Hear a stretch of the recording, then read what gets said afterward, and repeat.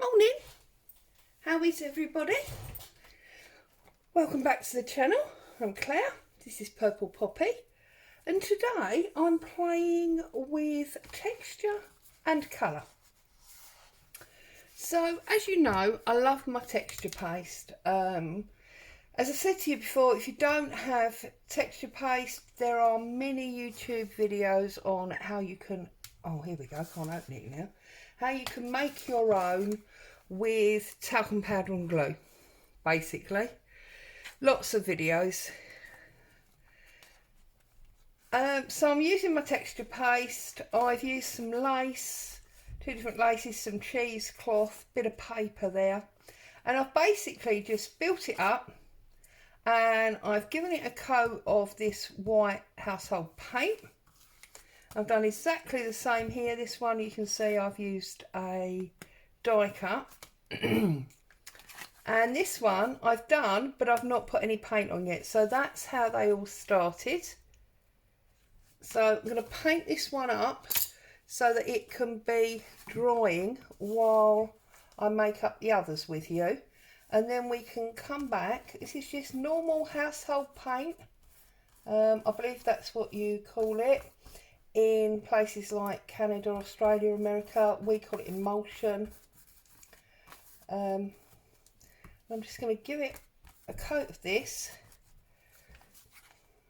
to be drying up while I do the others, and then I want to colour some glue to seal it shut and give it an added bit of colour. So those of you that have seen my tinted glue, that's the one that I do with the Tim Holtz re-inker, and I've given you, so I've just painted it all in, it's all the same colour now, pop it over there. That's this one. I've given you this recipe loads of times. It's the dried glue around the top. This is basically clear PVA that's got some water in and some vintage photo re-inker, and then that, look at that, that just stains it up nicely to give you a vintage colour to any old photographs or things like that. But today I want to play with doing exactly the same principle but with some actual colour rather than the vintage brown, with some actual colour.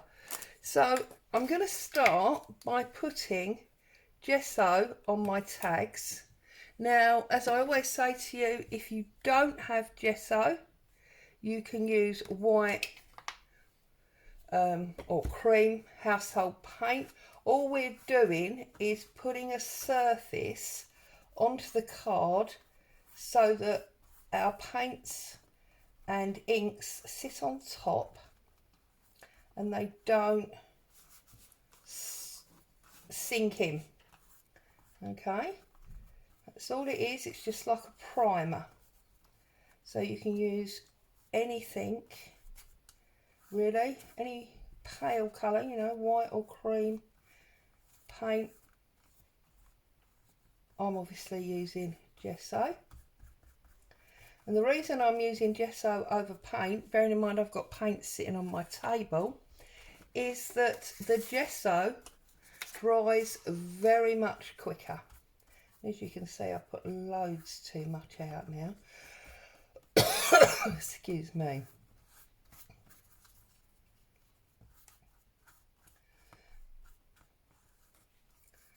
It's only going to do the three. I'm obviously going to have to use this gesso on something else, aren't I, to make sure I don't waste it. Can't stand waste.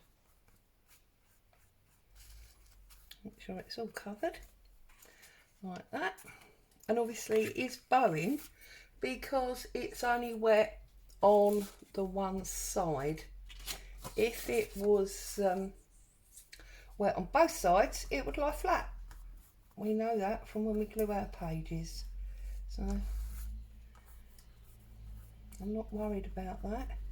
As it dries, it will flatten out.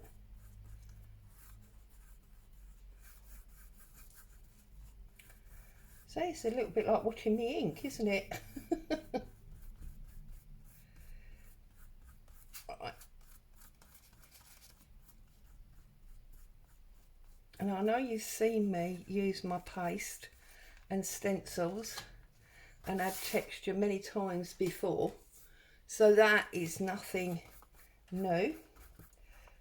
But the main reason I'm doing that today is to look at the different coloured glues. I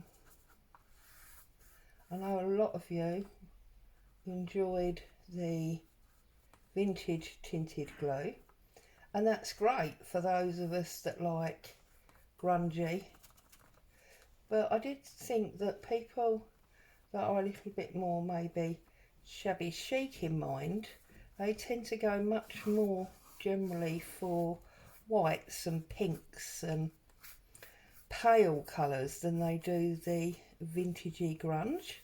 So I just thought it might be quite nice. There you go, managed to use all that up now. Waste not, want not. They might like to have something they could also use. Okay, so this first one is all but dry, so we can start on this straight away. So I've got, those of you that have been watching, I've got my new Harlequin stencil, so I'm definitely going to be using this one.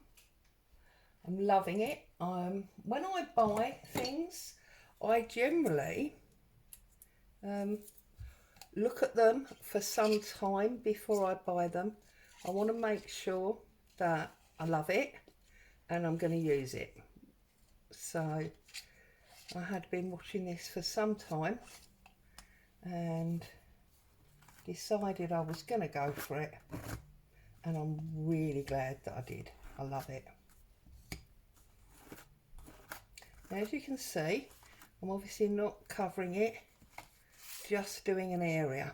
Okay, and I'll set that up there aside. Now on the second one, I don't know what that is. On the second one, I thought I would do this eye chart. So I'm just going to plop it in the middle. I'm not necessarily going to do all of it. I'm going to do the big E.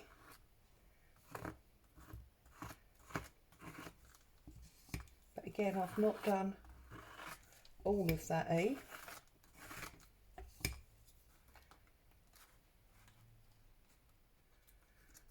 Just done bits of it. I'm not worried that it's all different colours, because obviously I'm going to paint it all, as you saw.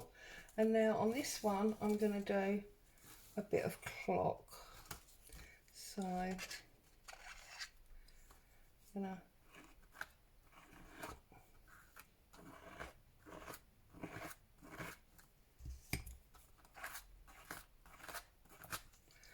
like so, I believe. Let's have a little look. Yeah, like so. Okay, and then what I did do on the other ones was I did just go through and just smear some bits, just so that we've got different textures and different raised areas. Obviously it's entirely up to, oh, see, I put my finger in that now. Oh, and my thumb now. Look at the state of me, goodness me. And that one. And then on this one, I'm just gonna bring a bit up from the top, and then I'm gonna drag a bit down from the bottom there. Almost like the old Italian stucco is the look that I was trying to achieve. And I think with the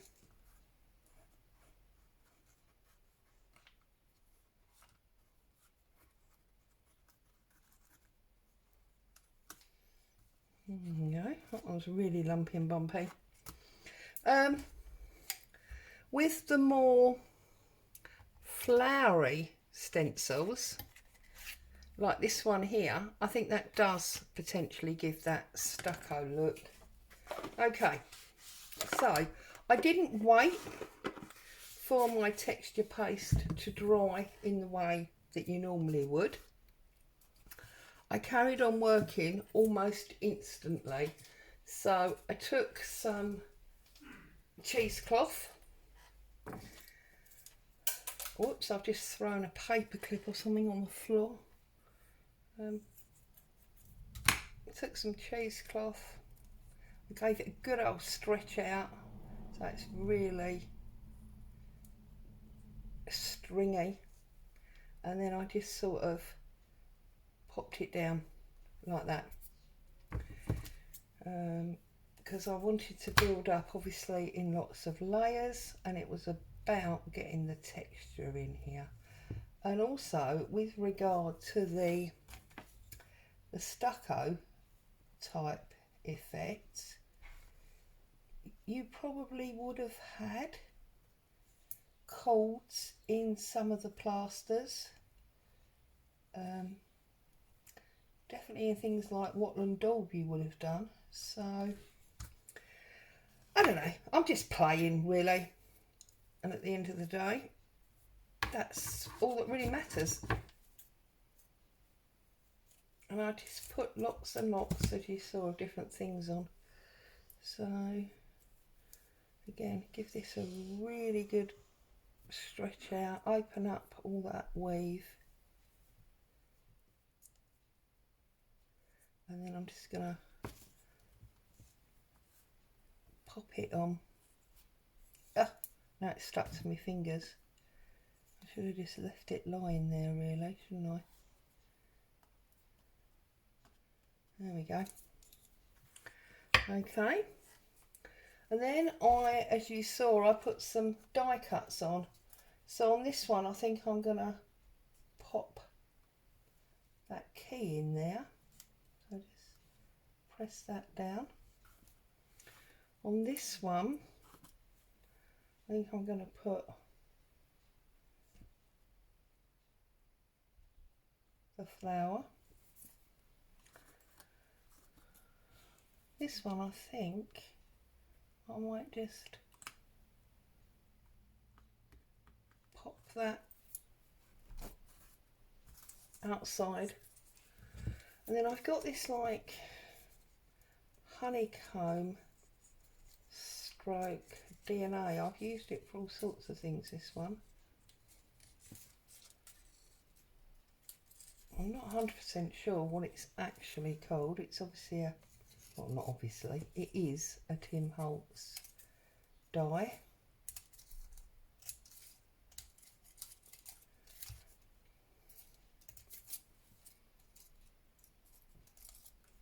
I'm just going to cut that, oops, like that. I'm going to add that in there. Okay, and I think I want a piece of this on that one. So I'm just going to cut up. I'm going to put that piece in there.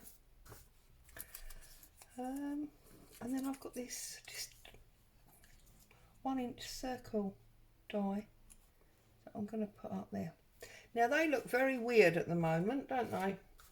Let's find some lace. We need some lace on there. What bits of lace have I got? I've got this one here. So I'm going to put that one probably on there, like so. So for that, what I'm going to do is I'm going to use a little bit of my white PVA that's got the same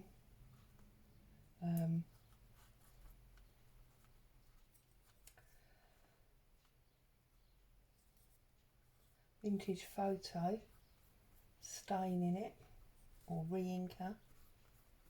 Okay, stick that piece of lace up there.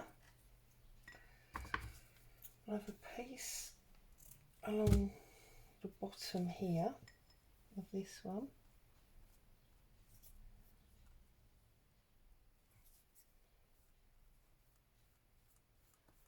Okay.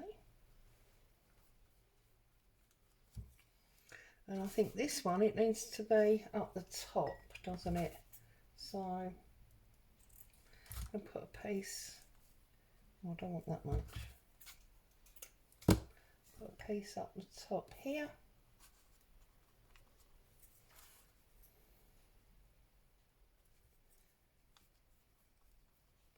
And glue that down. Okay.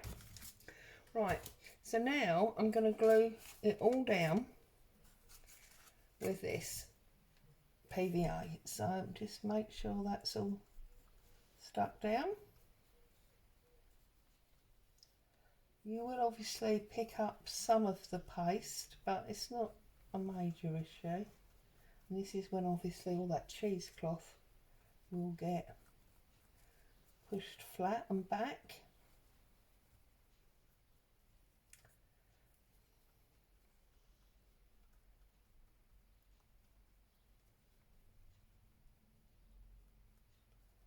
There we go. Cut that bit off obviously when it's all finished and dry. Well, unless you want it raggedy, but I will cut it off.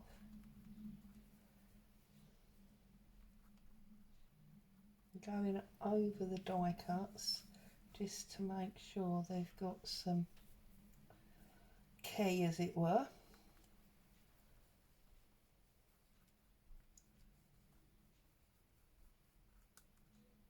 There we go. And everything will be joint down. I'm not worried about the excess glue. In fact, I did actually go around and just, you know, do some stipply lumps on the last ones. That's that one. And then this one.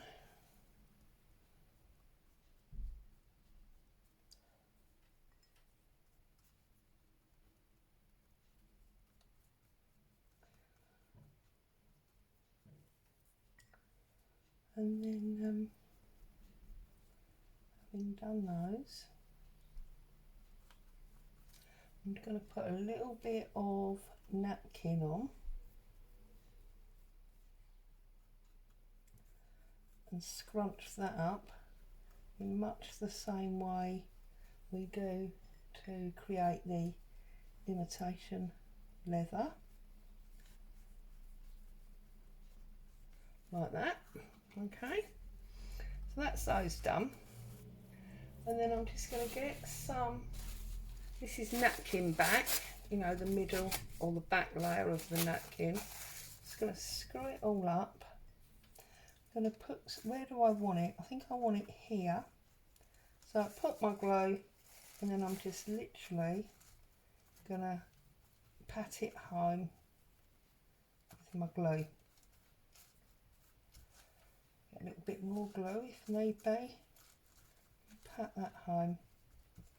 That's going to create a lovely texture on that corner. So just I'm going to take my scissors and cut off the excess very roughly at the moment. We can do it properly when it's all dry. There we go, that's that one. I'm not going to put any on this one, but I am going to put some on this one here. It's obviously a lot of moisture going onto this card, which is why we needed to make sure we had a primer before we started. That's why we used the gesso.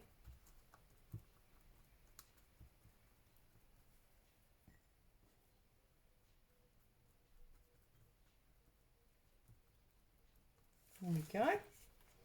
And then you can even, if you want to, come back in and put even more cheesecloth over the top and just knock some of it back again. So for example, on top of this flower there, die cut flower, I can just add a little bit more. I'll just knock that back a little bit. Yeah, and you can put a little bit on top of, oh, more fingers and thumbs for some reason, and put another little bit on top of that 4. So don't need a lot of supplies for this really, just a varied mix I feel is the way to go. It's not about a lot of equipment, just, you know, different. You could use bits of string for this, you could use your cotton threads that you pull out, you know, if you're torn fabric. There we go. This one is quite mild in comparison. Perhaps we need a little bit up there, do we? On top of that harlequin. So, all sorts of things. Another lesson in why we don't throw anything away. And I mean, I'm cutting this cheesecloth from a new sheet. That's only because I've already used up all my little bits.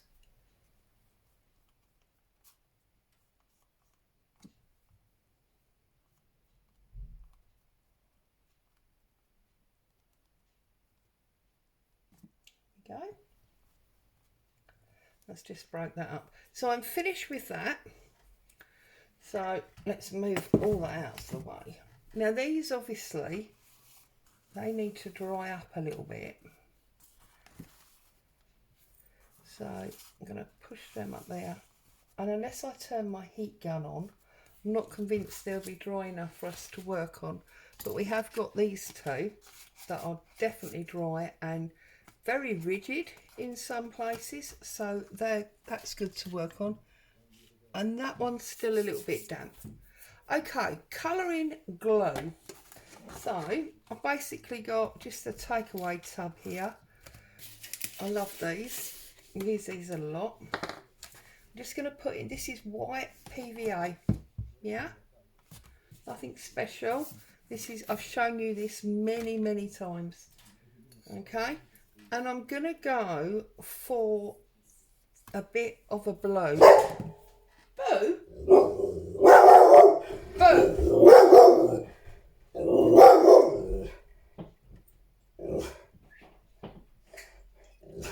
Boo! Can you stop, please? I'm so sorry. Get down! There's some workmen outside the window and she's not happy. So I'm going to colour it with blue. Now I'm going to use my Distress Oxide spray. I appreciate not everyone has these. So instead of using this, you can use food colouring. I did a pink one yesterday that you see the pink that I use food colouring for. So 1 squirt. Remember, you can always add, but you can't take away. And just start mixing that in and see what colour you get, okay? And see how dark you want it. Now, is that a colour you're happy with, or do you want it a bit darker? And I find that generally the only way to really work it out is to use some, okay? And that's another reason for going light into dark. So I'm just going to put some on. Now I actually like that shade. It's not too dark. It's nice and pale. Look. And it's going to merge in. But also what we could do is we could really pull the mixed media thing to the fore. And we can do areas like that, and then we can put another squirt in and we can make this bit darker And then we're going to get a graduated colour. Okay, simple as that. Look, just add the colour to your glue. As I say, it doesn't have to be expensive Tim Holtz sprays. You can, I've got some lumps in my glue, but never mind. You can use food colouring for this.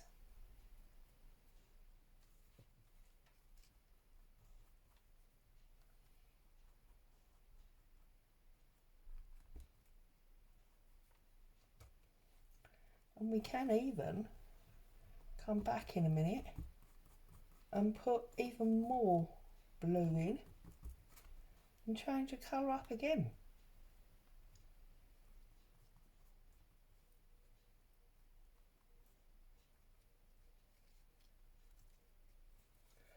Okay, I'll put another squirt in, even darker.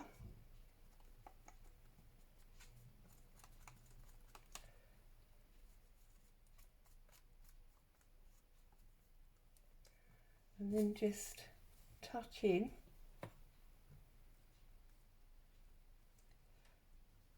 some darker areas.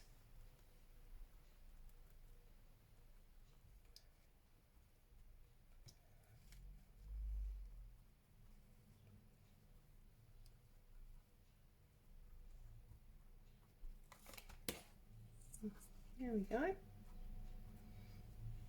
That's that one. So it's going to it's going to dry different blues. So that's the blue one. Okay, and now I'm going to do a green one. I'm going to use exactly the same principle. I'm going to put some PVA in my dish, and this time I'm using homemade dye using food colouring. So just one squirt to start with. Oh, I can't find a paintbrush now. There we go. And you can see it's very pale with just the one.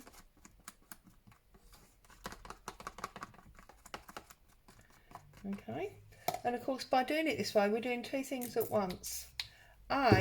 We are sealing our work because the PVA will dry as a sealant, but also we're getting a little bit of transparent colour because obviously this PVA dries clear, so we're getting a little bit of transparent colour added in as well. So here's the green. You see it's mild again. And obviously you can use any colours that you want to for this.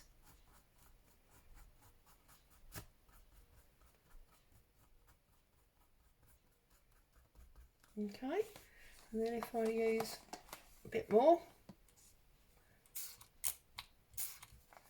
get a really dark one.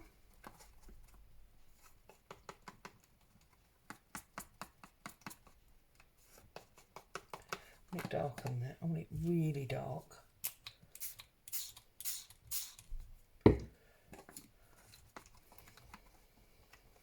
And the fact that there's water in the colourant doesn't matter because we usually put some water in our PVA anyway, so it's all good.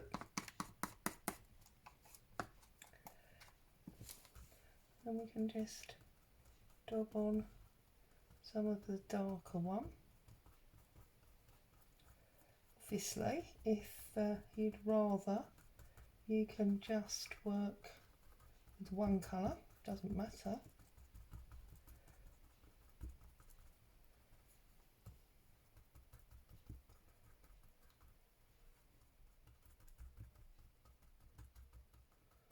There we go.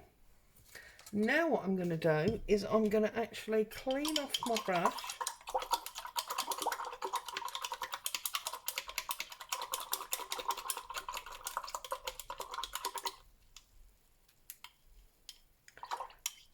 And I'm going to knock that back a little bit by using some of the brown tinted glue. So for this, you don't obviously want to be adding colour into your base glue. So I'll put some onto the lid, and then I'm just going to put some of the brown on top. And that's just going to knock back a little bit of that colour, put a little bit of age to it. Alternatively, of course, you could have brushed it with some distress ink after you've finished, and that would knock it back as well. Oh, I stuck it to the board.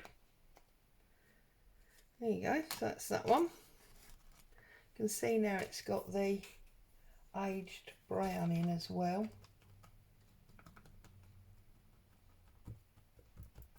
I'm just going over it.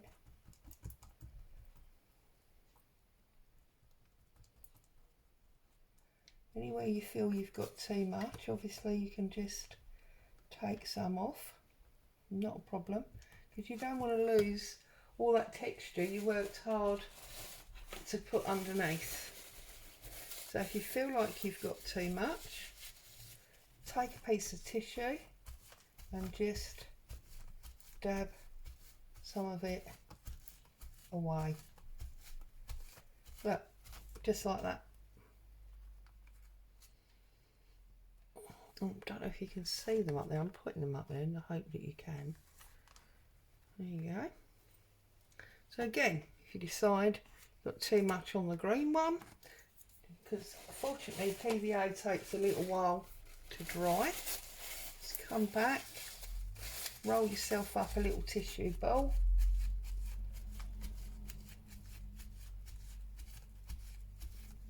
and stamp some off like so. Okay, and then this one is all but dry now, so just wash my brush off again. Oh, I don't want to put that on there, do I, because that's got paint in it. Okay, so if I take this pot again and I put a little bit more glue the other side,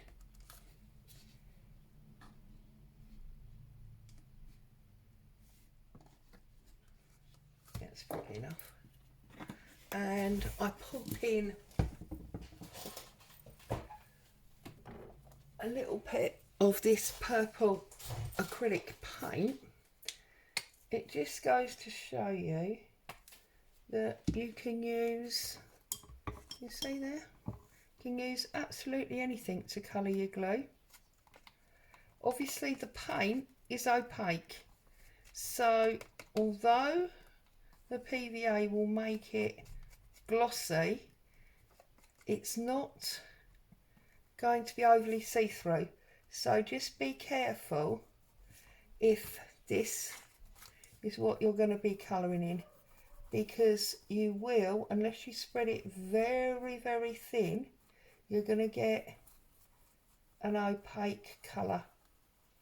So by doing this circular movement, okay, I'm putting on and taking off, so it's not too opaque. Okay, if you want it opaque, then obviously that's absolutely fine, but I don't necessarily want it that dark.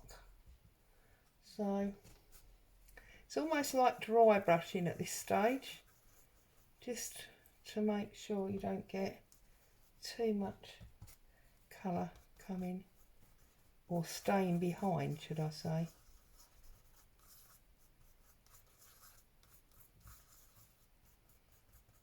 Putting it down and just sort of circling it off, if that makes sense. Put it down and then just sort of circle it off.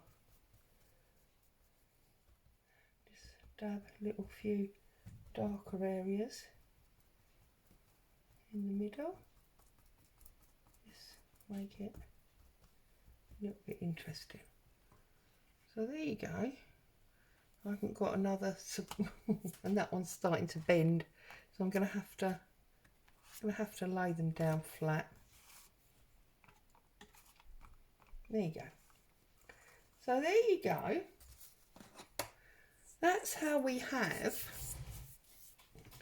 added texture to our tabs and coloured them using spray ink, food colouring and acrylic paint, all with a little bit of PVA. So there you go. Go and get messy, have some fun and see what you come up with. As always, thank you so much for joining me. It's great to have you. I apologise to all of you that had a mini heart attack when Boo started barking. Stay safe. See you soon. Bye for now.